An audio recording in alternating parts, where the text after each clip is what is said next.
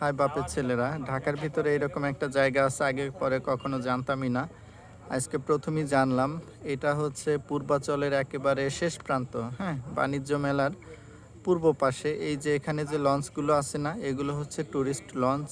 এই লঞ্চগুলো হচ্ছে বরিশালে যায়, ভোলা যায়, কুয়াকাটা যায়, টাঙ্গুয়ার হাওর যায়, হ্যাঁ? এখানে যদি আপনারা আসেন পরিবার প্রিয়জন নিয়ে বাংলাদেশের যে কোনো প্রান্তে ঘুরতে যেতে পারবেন। তো জায়গাটা অত্যন্ত সুন্দর।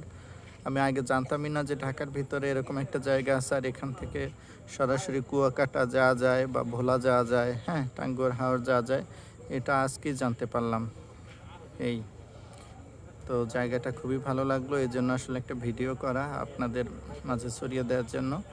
এখানে ঘুরতে আসতে পারেন, বা যদি কোথাও ঘুরতে যেতে চান যেমন বরিশাল, কুয়াকাটা, ভোলা, তাহলে এই লঞ্চের মাধ্যমে যেতে পারবেন।